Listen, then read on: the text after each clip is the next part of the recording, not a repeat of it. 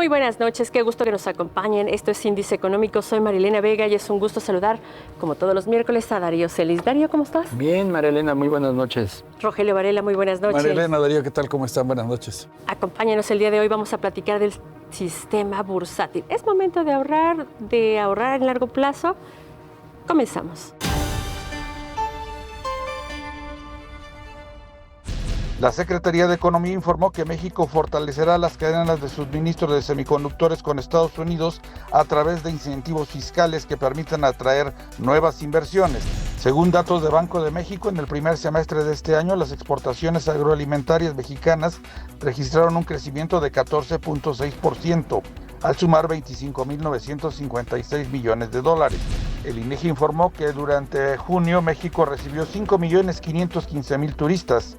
El ingreso de divisas referente al gasto de visitantes internacionales ascendió a 2.392 millones de dólares.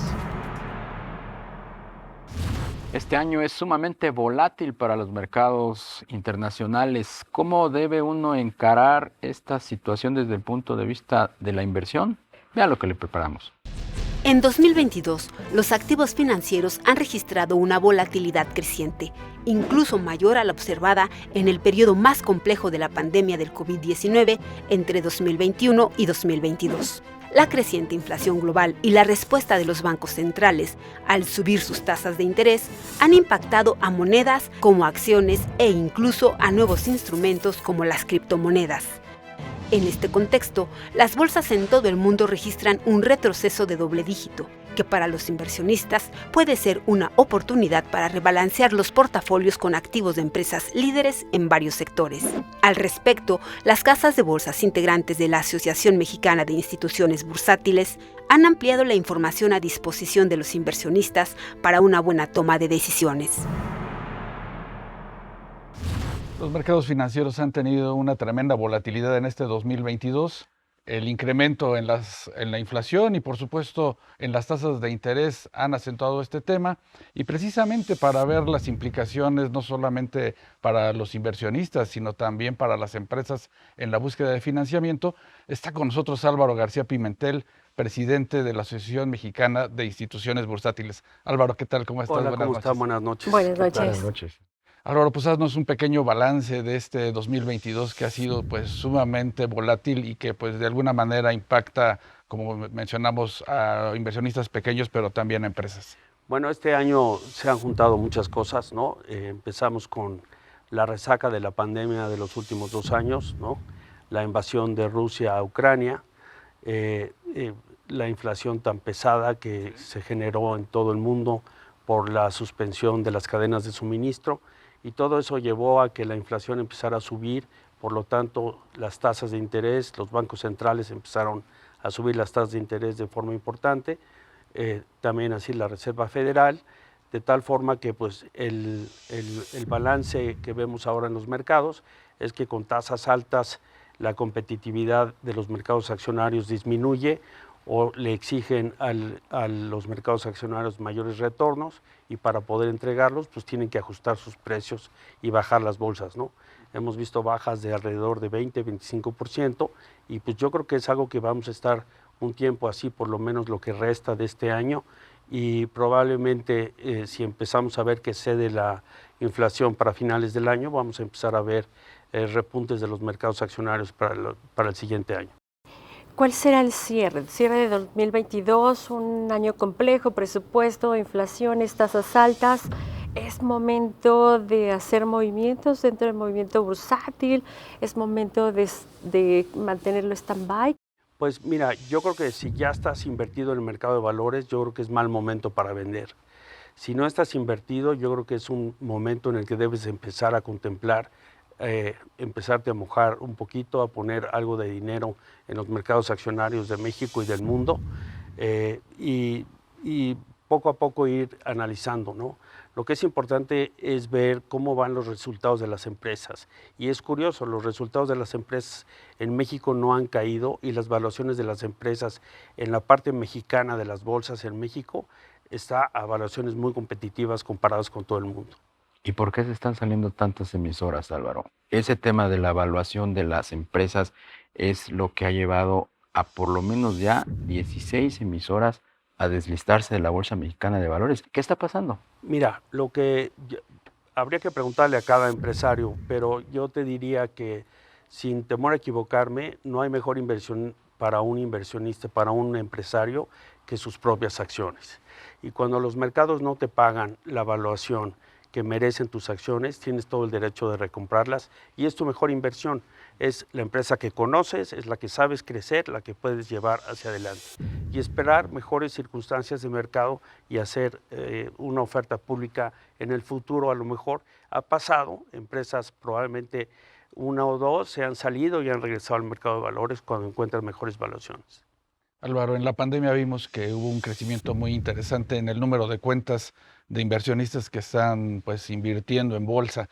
¿Qué tipo de inversionista es el que está ingresando al mercado? Bueno, fíjate que hubo un cambio regulatorio muy interesante en los últimos 2 años en México y se favoreció para que se hiciera en México, se pudiera competir igual que en todos los mercados maduros del mundo, que se pudiera abrir contratos de casas de bolsa y de fondos de inversión a través de las aplicaciones de los teléfonos celulares. Y entonces las casas de bolsa que se han ido al menudeo, a los clientes pequeños, que empiezan a tener pequeños dineros de ahorro, en vez de tenerlos ahorrando, pues que los empiecen a tener en inversión. Vimos un crecimiento de 300,000 a 3 millones de cuentas en los últimos 3 años. Ese es un desarrollo muy importante, sobre todo de 3 casas de bolsa en México que han decidido invertir y apostar por el retail en México. Álvaro, estos movimientos que estamos viendo en materia de salida de capital, entrada de capital, movimientos, tú lo comentabas hace un momento, buenos rendimientos, otros no tan buenos. Esta situación bajo el panorama económico actual, ¿lo vimos en años anteriores? ¿Qué es lo que se puede esperar? Sé que esto no es una bolita de cristal, pero ¿cuál es la expectativa de acuerdo a la historia que hemos visto? Mira, yo te diría, sin temor a equivocarme, yo lo he vivido durante varias décadas ya los mercados. Y yo te diría que es difícil equivocarse si eres un inversionista a largo plazo, ¿no? Lo vimos durante el 2020, en abril o mayo del 2020, el mercado de valores de México operó a 32,000 puntos, 32,000 y pico de puntos. Un año después, o un año y medio después, estaba en 56,000 puntos. Es un incremento de más del 70%. Cuando tú compras una compañía que vale, que tiene, que está establecida en un país o que tiene operaciones en el extranjero, que tiene muchas monedas en las que opera, si empiezas a invertir en esas compañías y aprovechas estas bajas de mercado, seguramente te va a ir muy bien. Ahora, tienes que estar asesorado, o sea, tienes que ir con un asesor que te diga, oye, nosotros creemos que estas empresas no van a sufrir demasiado, ni con la inflación, ni con las volatilidades del peso, ni con las cadenas de suministro, y son empresas que están operando a valores muy, muy por debajo de las mismas compañías o los mismos sectores en otros mercados como los Estados Unidos o Europa.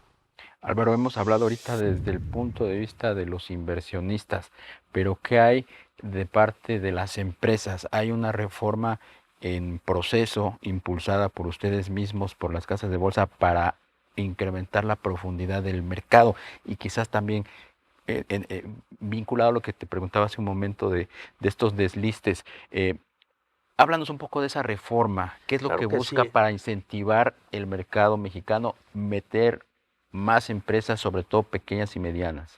Claro que sí, Darío, me tocas un punto muy importante.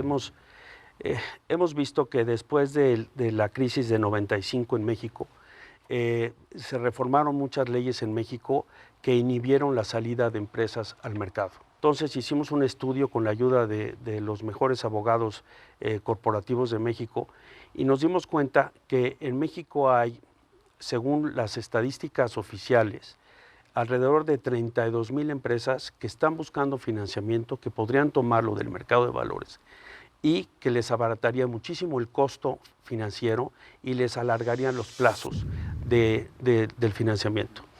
Hoy en México, un porcentaje muy alto de las empresas se financian a través de usureros o de empeñar sus coches y sus activos para pagar las nóminas. Nosotros podemos acabar con ese problema a través del mercado de valores. Para eso necesitamos varias cosas. Primero, hacer ajustes a la ley del mercado de valores y a las circulares emitidas por la Comisión Nacional Bancaria de Valores. Es un proyecto que ya llevamos a la Secretaría de Hacienda, que ya llevamos al Banco de México, que ya llevamos desde luego a la Comisión Nacional Bancaria de Valores, y estamos viendo que lo ven con muy buenos ojos y están ayudándonos a hacer un proyecto viable, rápido de ejecutar, que nos ayude a que las empresas se financien en México de una mejor forma, de una forma más barata. Pero además tiene cosas muy interesantes. Este proyecto que hemos logrado lo que permitiría es que los inversionistas institucionales y calificados de México pudieran invertir en estas empresas que obviamente generan mucho más riesgo que una empresa grandota que ya tienes en el mercado hace 30 años, ¿no? Entonces, para eso necesitamos generar en México una regulación de lo que se conoce en el mundo como hedge funds o fondos de cobertura. También hemos hecho una propuesta y la autoridad también lo ha visto con buenos ojos, de tal forma que haya inversionistas que estén dispuestos a tomar mayor riesgo, pero estos inversionistas pueden venir de México o del extranjero y es donde hay excesos de liquidez que podrían financiar a las empresas mexicanas. Nada más para darles un pequeño número. En 2019 en los Estados Unidos se colocaron a través de un esquema muy parecido al que estamos proponiendo al regulador mexicano, 41.200 emisiones en un solo año. En México, si juntamos todas las que tenemos, ya son 320, pero si juntas las acciones y la deuda. Entonces tenemos un mercado realmente muy chico para la economía número 15 del mundo. Claro, y que todavía digamos que no se compara con lo que está haciendo a lo mejor India o lo que está haciendo Brasil, que son muy activos en colocaciones. Es que allá la iniciativa del mercado nos le hemos llamado al proyecto de democratización del mercado de valores. Tenemos que llevar que el dinero del inversionista que está sentado en muchos fondos y en muchas cosas llegue a las empresas para que crezca la economía. Es una palanca muy importante del crecimiento de la economía de los países. Por supuesto. Pues Álvaro García Pimentel, presidente de la Asociación Mexicana de Instituciones Bursátiles, muchas gracias por estar con nosotros esta noche. Muchas gracias por invitarme. Gracias. Buenas noches. Gracias. Parece contradictorio el tema bursátil. Por un lado, va bien, es momento de invertir, no es momento de salirte y el panorama se ve, o por lo menos nos decían, nos comentaban, el panorama se ve pues estable en materia bursátil, Darío. Yo no lo veo estable. Yo Yo tampoco veo lo que veo como... el mercado bursátil se ha convertido en un mercado de deuda, donde los valores gubernamentales han sido pues los valores que se han transaccionado más, pero Como no le siempre. estoy viendo que cumpla su papel social de ser precursor de nuevas inversiones y de apuntalamiento de las empresas. Sí, lo estamos viendo, pues hay una oleada de empresas que quieren salir de la bolsa, por el contrario, pues hay también iniciativas para hacer más fácil Claro. que las empresas puedan convertirse Las en públicas, pymes, ¿no? sobre todo las medianas, exactamente, que tendrían buenas posibilidades Pues de ojalá. ser alternativa de inversión. A ver, ojalá que se lleven iniciativas y que esto se estabilice. Muchísimas gracias. Darío Celis, muy buenas noches. Buenas noches, Marilena. Rogelio Varela, muy Helio. buenas noches.